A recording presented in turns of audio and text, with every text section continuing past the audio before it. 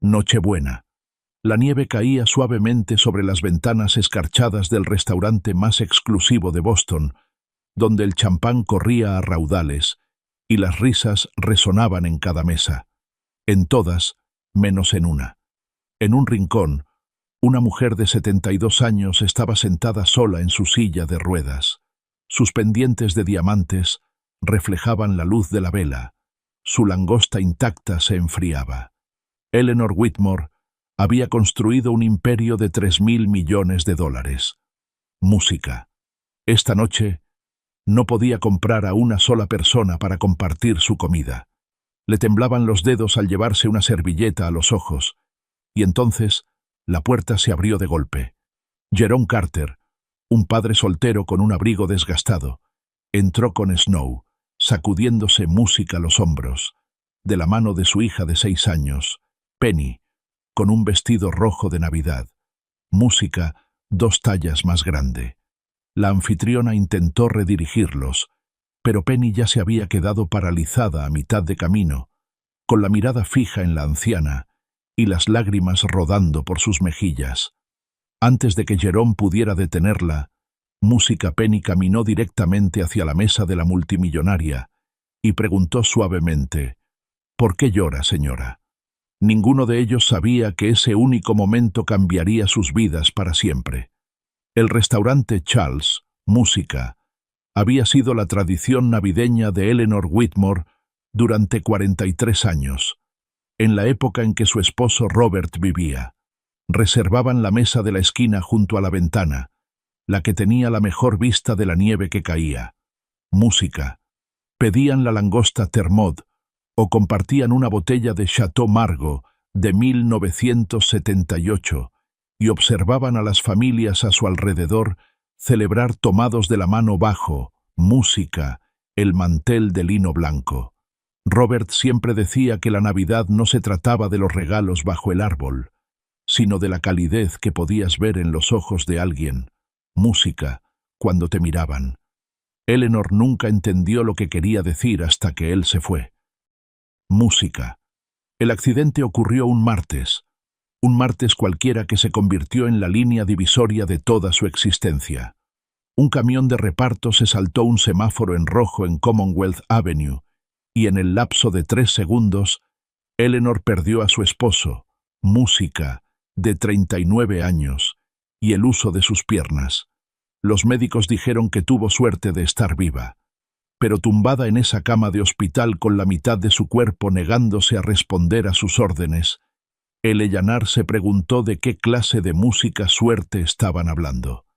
La fisioterapia duró 18 meses.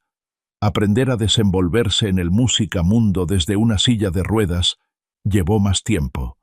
Pero lo más difícil fue volver a un ático, música vacío, donde las gafas de lectura de Robert seguían en la mesita de noche, esperando a que Música volviera a casa. Esta noche, el restaurante vibraba de celebración. A su izquierda, una joven pareja se daba de comer bocados de mousse de chocolate. Sus anillos de boda reflejaban la luz de las velas.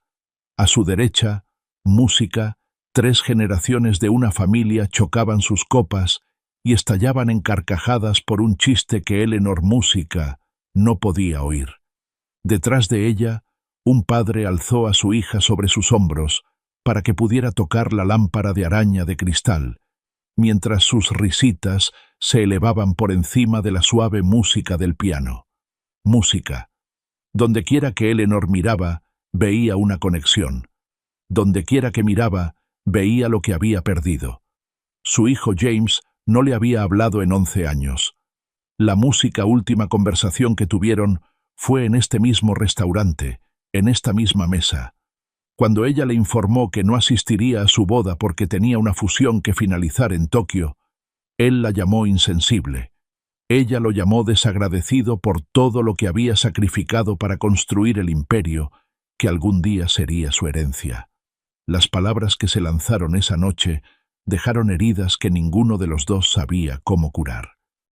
James se mudó a Seattle con su esposa, y Eleanor se enteró por conocidos comunes de que Música tenía 2 nietos a los que nunca había conocido. Dos pequeños seres humanos que compartían su sangre, pero no, música, su vida. La langosta en su plato se había enfriado. El champán había perdido sus burbujas.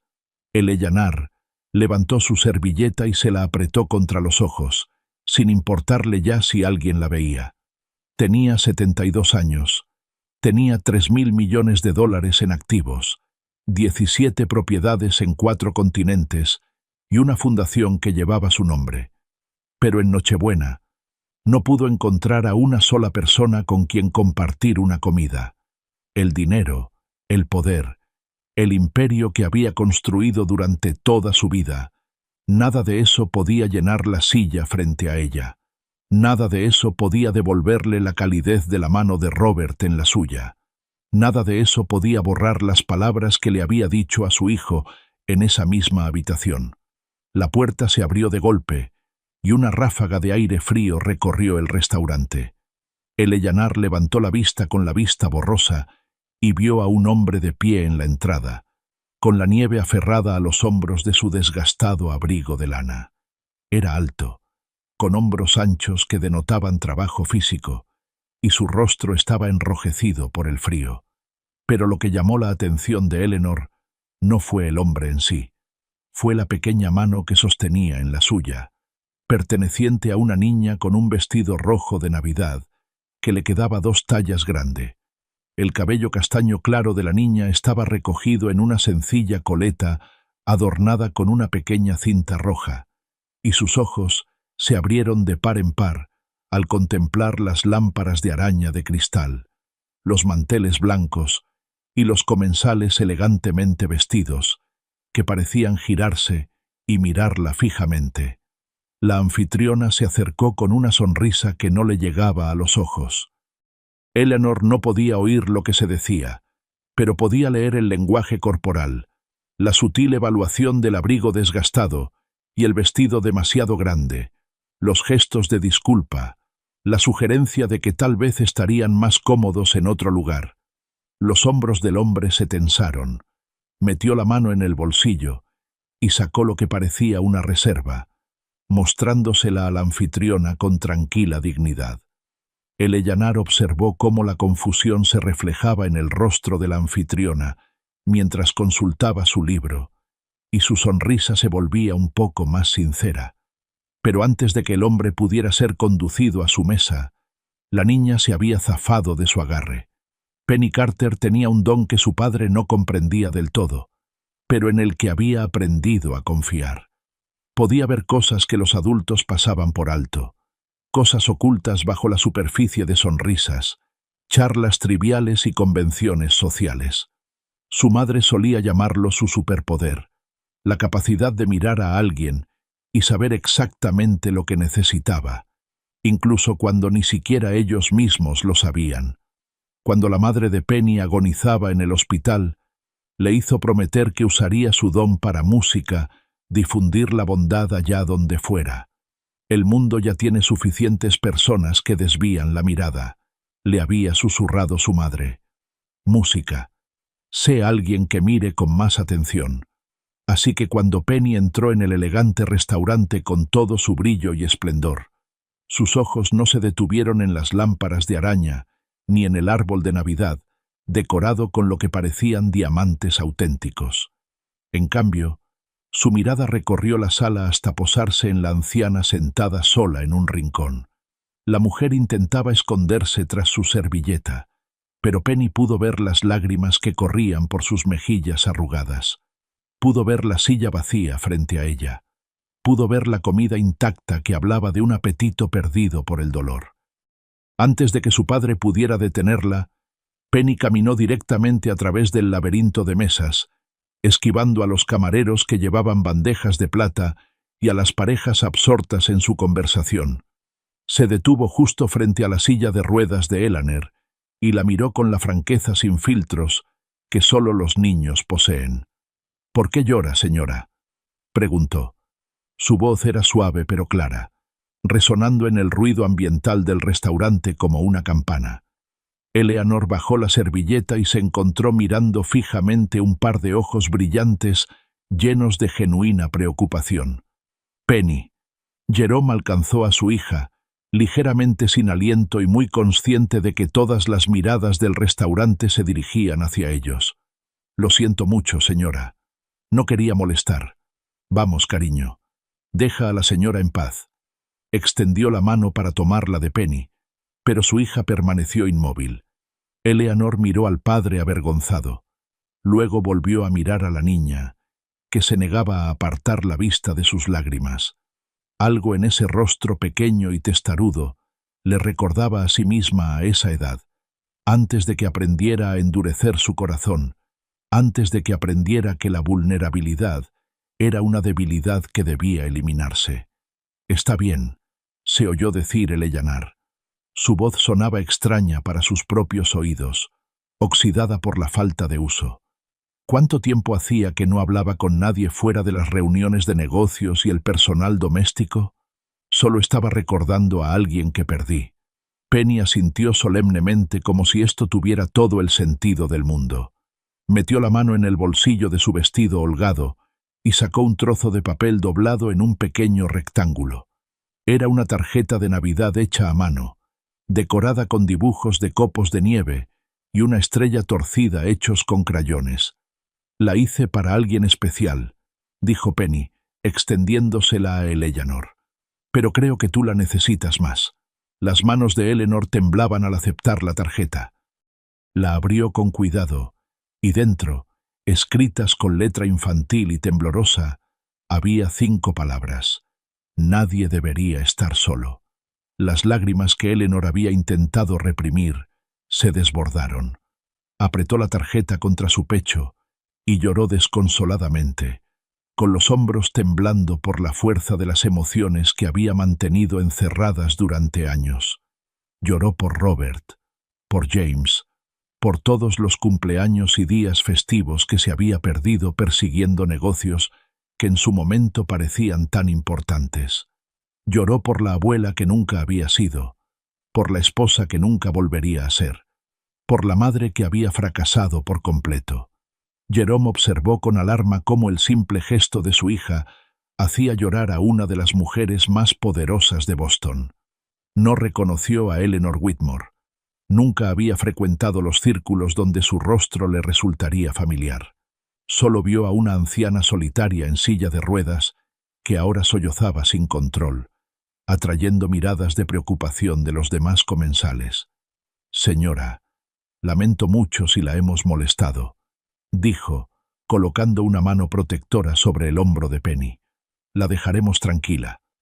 Eleanor extendió la mano y le agarró la muñeca con sorprendente fuerza. «Por favor», dijo, con la voz quebrándose. «Por favor, no se vayan. Llevo 3 horas sentada sola en esta mesa. ¿Considerarían usted y su hija acompañarme a cenar?» Jerome vaciló. Había llevado a Penny al restaurante Charles como sorpresa de Navidad, usando sus últimos ahorros para reservar en el lugar que su madre siempre había soñado con visitar. Denise solía recortar fotos del restaurante de revistas, describiendo con vívido detalle los platos que quería probar, el ambiente que quería experimentar al menos una vez en su vida. Nunca tuvo la oportunidad. El cáncer se la llevó antes de que pudieran permitirse algo más allá de la cafetería del hospital. Pero allí estaba ese elegante desconocido, ofreciéndoles compartir su mesa. Y algo en sus ojos, una soledad tan profunda que era casi visible, hizo que Jerome reconsiderara su instinto de declinar cortésmente. «Me llamo Eleanor», dijo la mujer mientras se acomodaban en las sillas frente a ella, «y debo disculparme por mi reacción ante la amabilidad de su hija. No suelo ser tan emotiva». Jerome se presentó a sí mismo y a Penny, notando cómo la anciana miraba a su hija con una expresión casi de asombro. El camarero apareció y ofreció los menús, y Jerome intentó que los precios no lo hicieran sobresaltarse. Un solo aperitivo costaba más que su presupuesto semanal para la compra. Eleanor debió notar su incomodidad, porque apartó los menús y pidió por la mesa con tranquila autoridad. «Confíe en mí», dijo con una leve sonrisa. «Llevo viniendo aquí décadas. Sé lo que es bueno». Cuando llegó el primer plato, una sopa delicada con un sabor que Jerome jamás había probado. La conversación comenzó a fluir. El Eleanor preguntó por la escuela de Penny, sus materias favoritas, sus sueños para el futuro. Penny respondió a cada pregunta con la seriedad de una testigo del Senado, explicando que quería ser doctora, como las que habían intentado salvar a su madre, o tal vez maestra, o tal vez alguien que hiciera esos hermosos juguetes de madera que veía en los escaparates. Al mencionar los juguetes de madera, la mandíbula de Jerome se tensó casi imperceptiblemente, pero el Eleanor lo notó. «¿Y tú, Jerome?», preguntó. «¿A qué te dedicas?». Respiró hondo y respondió con las mismas palabras que había dicho a innumerables empleadores potenciales durante los últimos 3 años. «Soy artesano, trabajo la madera, restauro, me dedico a la carpintería. Puedo construir o arreglar casi cualquier cosa con mis manos». Hizo una pausa. Luego añadió con una ligereza forzada. «Pero lo que hago principalmente estos días es aceptar trabajos ocasionales donde los encuentro. Los tiempos son difíciles». El Eleanor se inclinó ligeramente hacia adelante. Su instinto empresarial se activó a pesar del entorno. Un artesano sin trabajo fijo en una ciudad llena de edificios que se están cayendo a pedazos. Eso parece un desperdicio de talento. Llegó el plato principal, langosta que prácticamente se deshacía en la boca, pero Eleanor apenas probó la suya. Estaba demasiado absorta en la historia de Jerome, que él contaba con una mezcla de orgullo y dolor. Había aprendido su oficio de su abuelo, quien a su vez lo había aprendido de su padre, que había pasado toda su vida en un pequeño pueblo de New Hampshire, construyendo muebles que las familias conservaban durante generaciones. Jerome había dedicado 15 años a perfeccionar sus habilidades, forjándose una reputación en su comunidad como alguien capaz de restaurar muebles antiguos a su antiguo esplendor, de ver en una pieza de historia dañada su verdadero valor. Entonces Denise enfermó. Las facturas médicas se acumularon más rápido de lo que podía pagarlas. Vendió sus herramientas, su taller, todo lo que había construido. Solicitó préstamos cuyos intereses crecían más rápido de lo que podía comprender. Y cuando Denise murió, dejándolo solo con una hija de 3 años y una montaña de deudas, Jerome descubrió que su reputación no significaba nada para los bancos y los propietarios que exigían el pago. Desde entonces, había tenido 3 trabajos: turnos nocturnos en un almacén, trabajos de fin de semana como manitas, cualquier cosa que le pagara y le permitiera recoger a Penny del colegio. El sueño de volver a su oficio parecía más lejano que nunca. «Solicité trabajo en todas las empresas de restauración de Boston», dijo Jerome, con la voz apagada por el cansancio de los repetidos rechazos. «Todas me dijeron lo mismo. No tengo el título adecuado. No tengo los contactos adecuados. No encajo en la cultura de su empresa». Soltó una risa amarga. «Lo que quieren decir es que no tengo un diploma elegante de alguna universidad de la Ivy League. Aprendí mi oficio a la antigua usanza, con mis manos, y al parecer eso ya no es suficiente». La expresión de Eleanor se endureció. Sabía exactamente a qué se refería. Había pasado 50 años en el negocio, ver cómo personas talentosas eran ignoradas porque no encajaban en la estrecha idea de alguien sobre cómo debería ser el éxito. Penny había estado trabajando en algo en silencio durante la cena, sus pequeñas manos doblando y arrugando su servilleta en forma de origami. Ahora le presentó su creación a Eleanor, una grulla de papel, ligeramente torcida, pero hecha con evidente cuidado. «Mi mamá me enseñó a hacerlas», dijo Penny. Dijo: «Si haces 1000 grullas, se te concede un deseo. Yo he hecho 247, pero se las regalo a personas que parecen tristes, porque tal vez necesitan deseos más que yo». Eleanor aceptó la grulla con la misma reverencia con la que mostraría una reliquia de valor incalculable. «¿Qué deseas, Penny?», preguntó suavemente. La niña miró a su padre, luego a Eleanor. Deseo que papá vuelva a construir cosas hermosas. Solía sonreír todo el tiempo cuando construía. Esa noche, después de que Jerome y Penny se fueran a casa con las sobras y el número privado de Eleanor estuviera escrito en una servilleta de lino, Eleanor se sentó en su ático, rodeada del silencio que solía intentar llenar con el ruido de la televisión. Pero esa noche no encendió la pantalla. En cambio, se sentó junto a la ventana, viendo caer la nieve sobre la ciudad que había ayudado a construir, sosteniendo la grulla de papel de Penny en una mano y la tarjeta de Navidad hecha a mano en la otra. Algo se había movido dentro de ella durante esa cena, una placa tectónica de emociones que durante mucho tiempo había creído que estaba permanentemente congelada. A la mañana siguiente, Eleanor llamó por teléfono a Margaret Chen, su asistente personal de 23 años. «Necesito todo lo que puedas encontrar sobre un hombre llamado Jerome Carter», dijo. «Carpintero, vive en Boston, tiene una hija pequeña». Margaret no hizo preguntas. En 48 horas, un expediente completo llegó al escritorio de Eleanor. Jerome Carter, de 38 años, se graduó con honores de una escuela vocacional que ya no existía.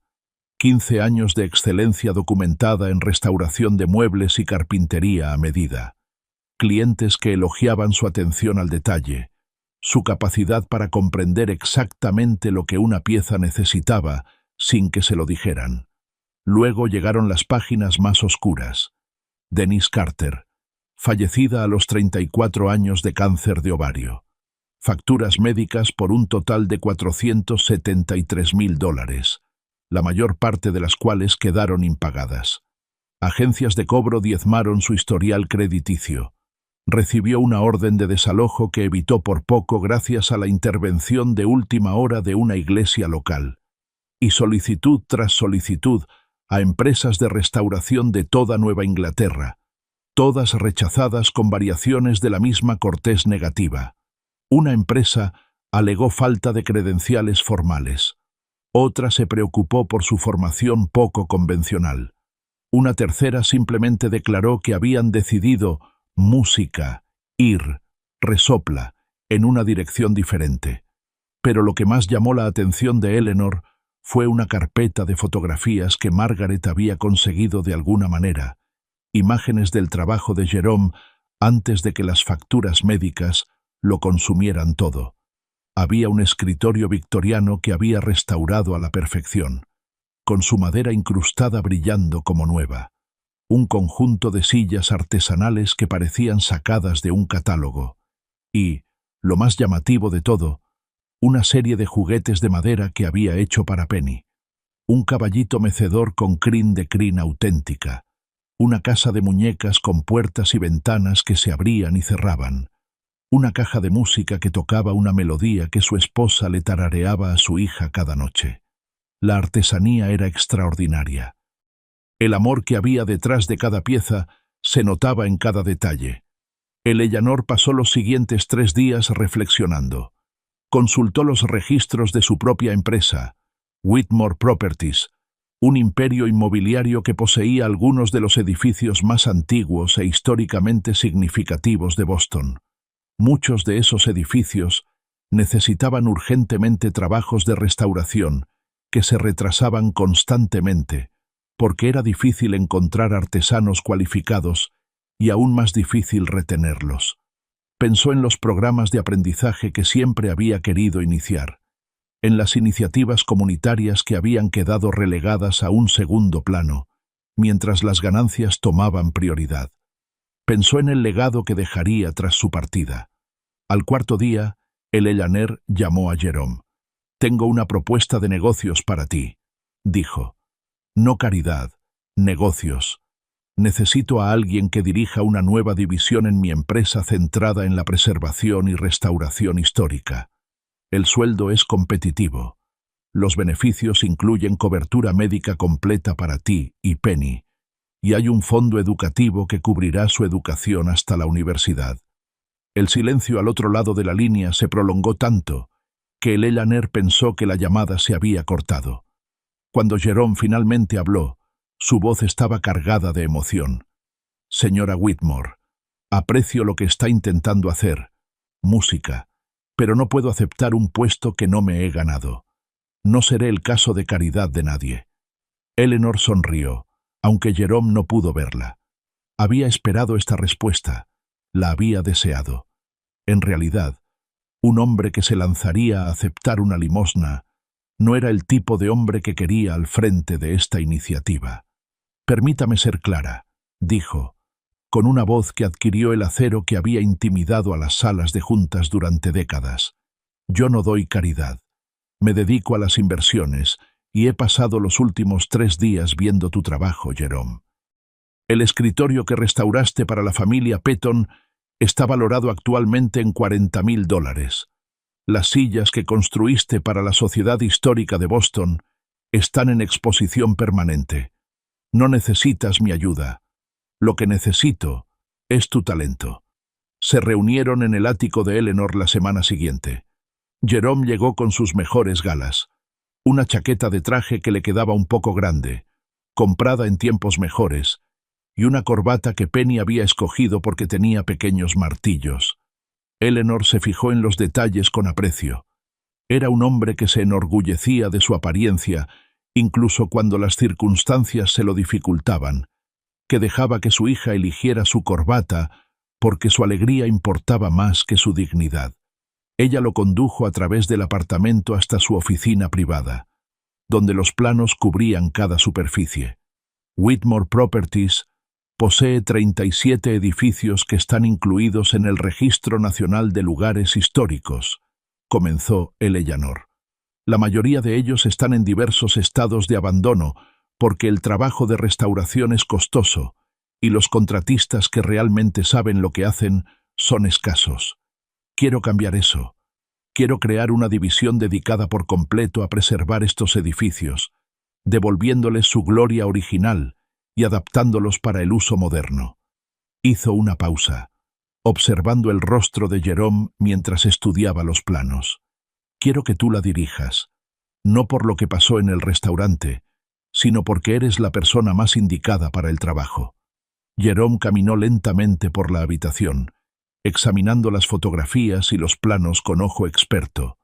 Sus dedos trazaron el contorno de una casa adosada de Beacon Hill que había sido construida en 1823, notando los daños por agua en su cornisa, las reparaciones inapropiadas que se habían hecho a lo largo de los años.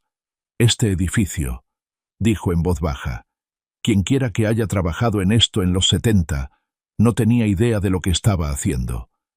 Usaron el tipo de madera equivocado para las reparaciones. Se va a pudrir de adentro hacia afuera si alguien no lo arregla bien.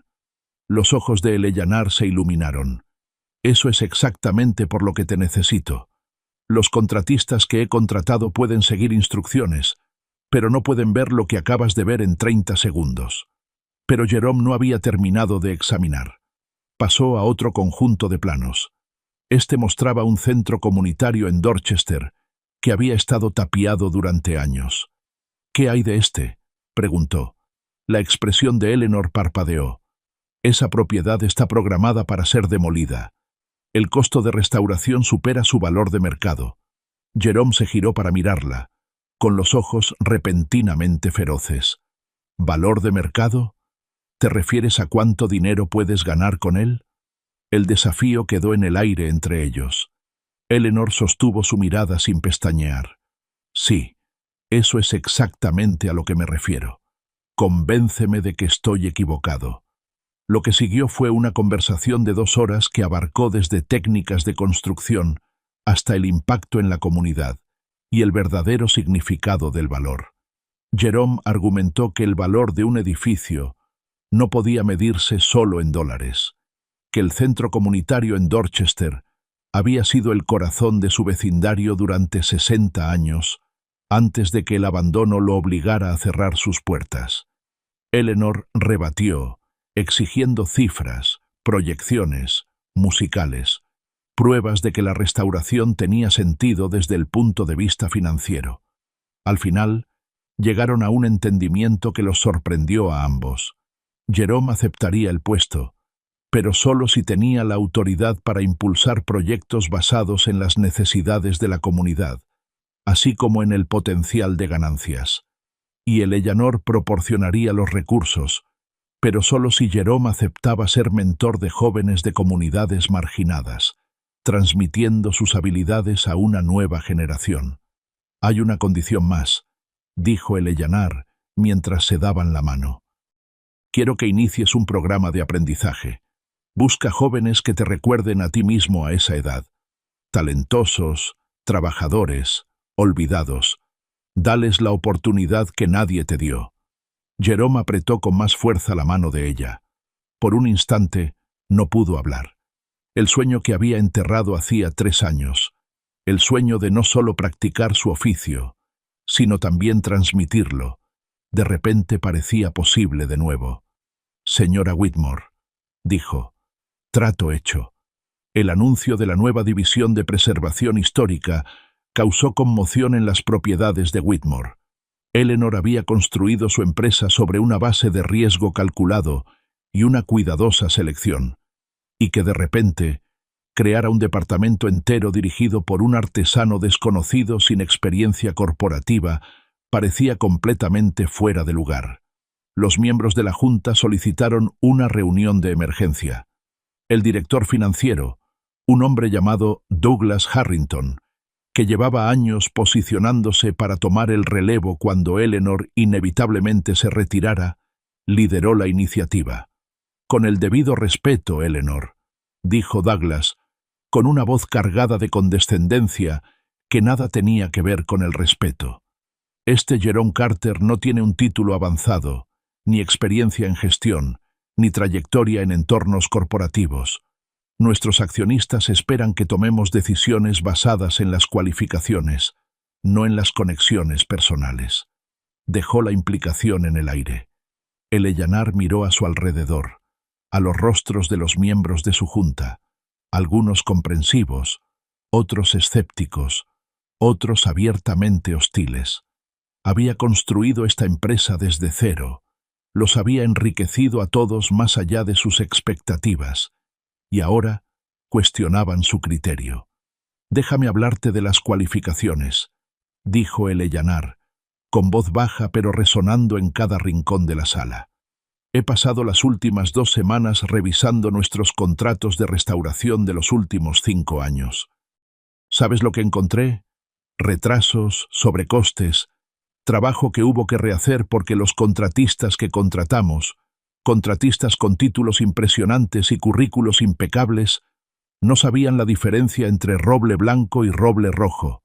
Mientras tanto, Jerome Carter tiene un historial documentado de completar proyectos por debajo del presupuesto y antes de lo previsto. Su trabajo ha aparecido en revistas de arquitectura y se ha exhibido en museos. Douglas no estaba dispuesto a ceder. Eso está muy bien para proyectos pequeños, pero estamos hablando de una división que manejará millones de dólares en contratos. ¿Cómo sabemos que puede gestionar a esa escala? Eleanor sonrió, pero no había calidez en su sonrisa. De la misma manera que sabíamos que podías gestionar cuando te ascendí de contable junior hace 20 años, Douglas, tomé una decisión basada en el potencial. Tenía razón contigo. Tengo razón sobre Jerome Carter. Se giró para dirigirse a toda la junta directiva. Quien quiera apostar en contra de mi criterio puede presentar su dimisión. De lo contrario, esta discusión queda zanjada. El primer día de Jerome en Whitmore Properties fue una prueba de resistencia. En la oficina susurraban mientras él caminaba por los pasillos. Los asistentes evitaban el contacto visual. Los gerentes de nivel medio encontraban excusas para estar en otro lugar cuando él entraba en una sala. Douglas Harrington se encargaba de programar reuniones que coincidían con las sesiones de orientación de Jerome, obligándolo a perderse presentaciones cruciales. En el almuerzo, Jerome se sentaba solo en la cafetería, comiendo un sándwich que había preparado en casa, mientras las mesas de empleados miraban cuidadosamente a cualquier parte, menos a él. Pero Jerome había enfrentado cosas peores. Había enterrado a su esposa mientras los acreedores lo llamaban por teléfono. Le había explicado a su hija por qué la Navidad sería sencilla ese año, y el siguiente, y el siguiente. Había tragado su orgullo en entrevistas de trabajo, donde hombres que tenían la mitad de su edad miraban sus manos callosas y su falta de títulos, y decidían que no valía la pena su tiempo. Así que comió su sándwich, revisó sus archivos de proyectos y comenzó a hacer una lista de los edificios que más necesitaban su atención. Dejaría que su trabajo hablara por sí mismo. Siempre lo había hecho antes. El primer proyecto que Jerome seleccionó no fue la elección fácil. La casa adosada de Beacon Hill habría sido un comienzo más seguro. Ubicación prestigiosa, claro valor histórico, necesidades de restauración relativamente sencillas. En cambio, música. Jerome eligió el centro comunitario de Dorchester, que el Elanar había marcado para demolición. Pasó 3 semanas en el lugar documentando cada grieta en los cimientos, cada mancha de humedad en el techo, cada centímetro del edificio que otros habían dado por perdido. Luego presentó sus hallazgos a la Junta en una reunión que Douglas Harrington había intentado cancelar 2 veces. Este edificio fue construido en 1922. Comenzó Jerome, con voz firme a pesar de los rostros escépticos alrededor de la mesa. Sirvió como lugar de reunión comunitaria durante 60 años. Aquí se celebraron bodas. Los niños aprendieron a leer en estas salas. Cuando el vecindario atravesaba tiempos difíciles, aquí era donde la gente venía a buscar ayuda y esperanza. Pasó a la siguiente diapositiva, mostrando el estado actual de deterioro. Lo que ven aquí no es solo daño estructural, es el resultado de una negligencia deliberada. Los anteriores propietarios permitieron que este edificio se deteriorara porque querían una excusa para derribarlo y vender el terreno a los promotores inmobiliarios. Douglas interrumpió con un suspiro teatral. Todo esto es muy conmovedor, señor Carter, pero los números no mienten. La restauración costaría $2,3 millones. El valor actual de la propiedad es de $800,000. Eso representa una pérdida neta de 1,5 millones. Jerome no se inmutó. Señor Harrington, aprecio su preocupación por el resultado final, pero permítame mostrarle lo que realmente dicen los números.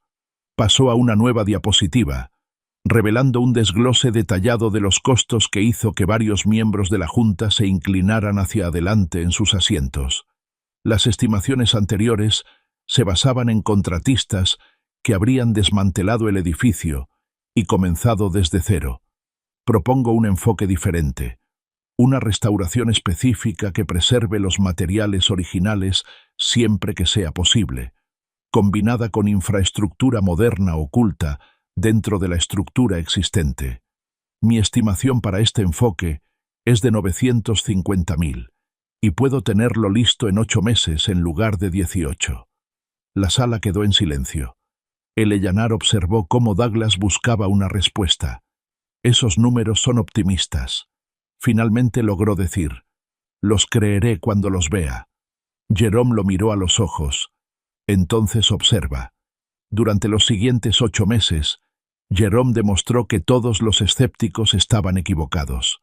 Trabajó junto a su equipo en lugar de dirigir desde una oficina, con las manos tan sucias como las de cualquiera.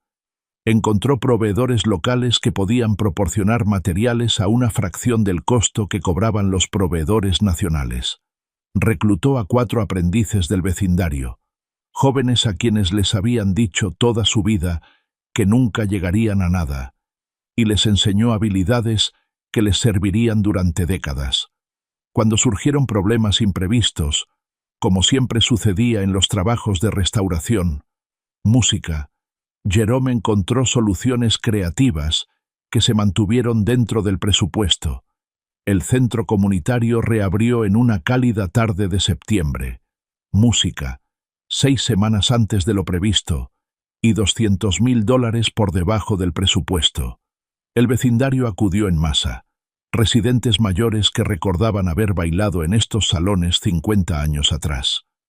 Familias jóvenes que habían escuchado historias de sus abuelos, niños que corrían por las habitaciones restauradas con una alegría incontenible. Los medios locales cubrieron el evento.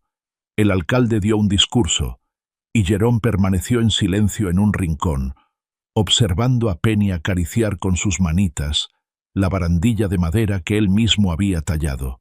Una barandilla con el mismo patrón que su abuelo le había enseñado décadas atrás. Pero la mayor innovación de Jerome llegó después de la ceremonia de inauguración. Anunció que la División de Restauración lanzaría un programa formal de aprendizaje, ofreciendo puestos remunerados a jóvenes de comunidades que habían sido ignoradas por las escuelas de oficios tradicionales y las prácticas de contratación corporativas. «Tuve la suerte de aprender de mi abuelo», dijo Jerome durante su breve discurso.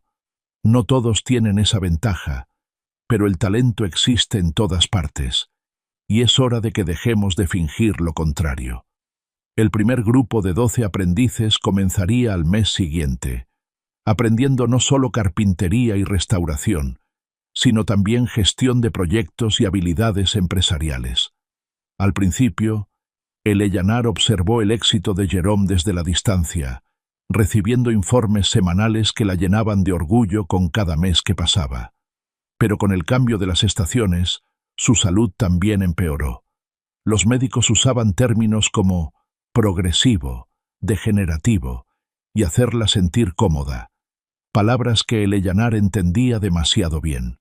Su cuerpo se deterioraba de maneras que ninguna cantidad de dinero podría remediar. Pasaba cada vez más tiempo en su silla de ruedas, luego en su cama, viendo caer la nieve por la ventana y pensando en todo el tiempo que había desperdiciado, persiguiendo cosas sin importancia. Douglas Harrington, resopla, vio una oportunidad en el deterioro de Eleanor. Comenzó a hacer sutiles acercamientos a los miembros de la junta directiva, sugiriendo que la empresa necesitaba un liderazgo más sólido durante este período de incertidumbre. Cuestionó la viabilidad a largo plazo de la división de restauración. Insinuó que el juicio de Eleanor se había visto afectado por la enfermedad y las emociones, y recomendó en reuniones a las que Eleanor estaba demasiado débil para asistir que se reevaluara el puesto de Jerome Carter una vez finalizados los proyectos actuales. Jerome se enteró de estas intrigas por Margaret Chen, la asistente de Eleanor, quien había desarrollado una lealtad protectora, tanto hacia su jefa como hacia el hombre al que Eleanor había defendido. «Planean cerrar el programa de aprendizaje», le dijo Margaret a Jerome durante una conversación tranquila en el pasillo. «Douglas dice que no es rentable». Jerome se quedó atónito. El programa de aprendizaje ya había formado a 23 jóvenes, muchos de los cuales habían conseguido puestos de tiempo completo en la empresa o habían creado sus propios negocios.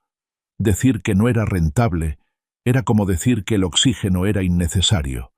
Esa noche, Jerome hizo algo que nunca antes había hecho. Visitó a Eleanor en su ático, llevando a Penny con él. La encontraron sentada junto a la ventana en su silla de ruedas, más delgada de lo que él recordaba, pero con los mismos ojos penetrantes que no se perdían nada. Penny inmediatamente se subió al reposapiés de la silla de ruedas de Eleanor y comenzó a contarle sobre la escuela, sobre la grúa que había construido ese día, sobre cómo su padre la había dejado ayudar a lijar un trozo de madera en el taller. Eleanor escuchó con una sonrisa que transformó su rostro, borrando años de preocupación y soledad. «Oí que Douglas está haciendo movimientos», dijo Eleanor después de que Penny se durmiera en el sofá. Jerome asintió. «No me preocupo por mí mismo. He sobrevivido a cosas peores que la política corporativa». Pero los aprendices se detuvo. Música, incapaz de terminar la frase. Eleanor extendió la mano y tomó la suya. Su agarre débil. Música, pero decidido. «Jerome, he pasado toda mi vida luchando batallas como esta. Estoy demasiado cansada para luchar otra. Pero tú no». Hizo una pausa, reuniendo fuerzas. «Hay algo que necesito decirte. Algo que debería haber hecho hace meses». Lo que siguió fue una confesión que Eleyanar había guardado durante años. Le contó a Jerome sobre James, sobre la cena de Navidad donde había priorizado el trabajo sobre la familia, sobre los 11 años de silencio que siguieron. Le habló de los nietos que nunca había conocido, de los cumpleaños que se había perdido, del orgullo que le había impedido levantar el teléfono y simplemente pedir disculpas. Pensé que tenía todo el tiempo del mundo, dijo, con lágrimas corriendo por su rostro. Pensé que siempre habría otra oportunidad para arreglar las cosas. Y ahora, Jerome le apretó la mano. No es demasiado tarde, dijo. Nunca es demasiado tarde.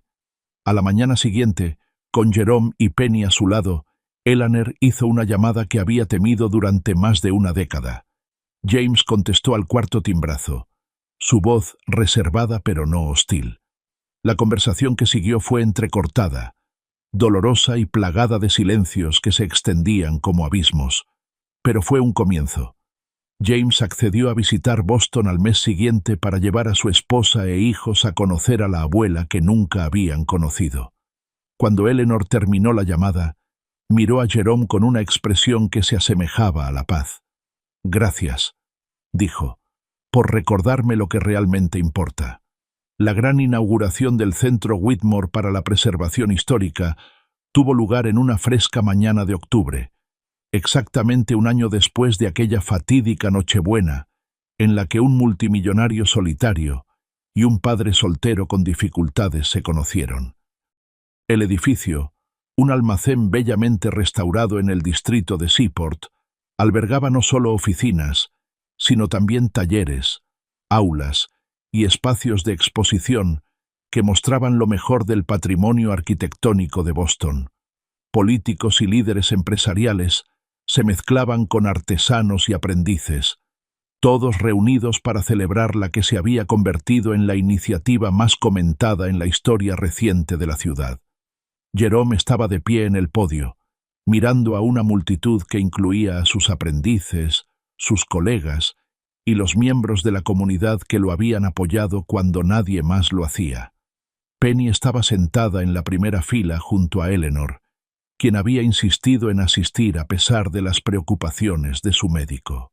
Junto a Eleanor estaban James, su esposa y sus 2 hijos, quienes llamaban a Eleanor abuela con creciente naturalidad.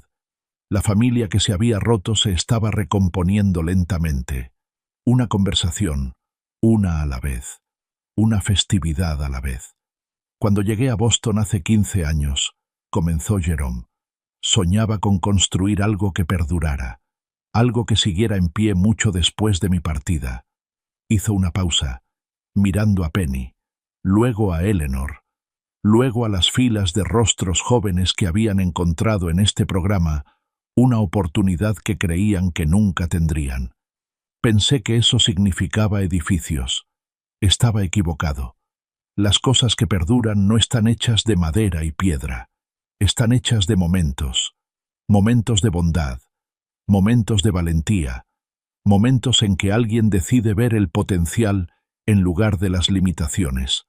Contó la historia de la Nochebuena, de entrar en un restaurante donde se sintió fuera de lugar, de la obstinada negativa de su hija a apartar la mirada del dolor ajeno. Habló de la decisión de Eleanor de darle una oportunidad a un desconocido, de apostar su reputación a su capacidad cuando nadie más lo haría. Reconoció los obstáculos que habían enfrentado juntos, el escepticismo, el elitismo, el sabotaje silencioso que lo había perseguido por cada pasillo corporativo. «Aún hay gente en esta empresa que piensa que no pertenezco aquí», dijo, y una oleada de risas incómodas recorrió al público. «Probablemente tengan razón. No encajo en su versión de esta empresa, pero esta empresa está cambiando, les guste o no». El programa de aprendizaje ya había capacitado a más de 50 jóvenes, un tercio de los cuales habían sido contratados a tiempo completo por Whitmore Properties. La división de restauración había completado 12 proyectos importantes, todos a tiempo y dentro del presupuesto, revitalizando barrios que habían sido descuidados durante décadas. Más importante aún, Jerome había demostrado que hacer el bien y tener éxito no eran mutuamente excluyentes, que invertir en personas y comunidades podía generar beneficios que iban mucho más allá del informe trimestral de ganancias. Después de los discursos, el corte de cinta y las visitas a las nuevas instalaciones, Eleanor les pidió a Jerome y Penny que se quedaran. El edificio se había vaciado, dejando solo a los tres en la sala de exposiciones principal, rodeados de fotografías de la ciudad que estaban trabajando para preservar. Eleanor metió la mano en su bolso y sacó un documento que Jerome reconoció de inmediato. Los papeles del Centro Comunitario de Dorchester. «Estoy transfiriendo la propiedad de este edificio a la comunidad», dijo Eleanor. «Les pertenece. Siempre fue así. Solo estoy corrigiendo un error». Jerome tomó los papeles con manos que temblaban ligeramente. Pensó en su abuelo, que había dedicado su vida a construir muebles en un pequeño taller de New Hampshire.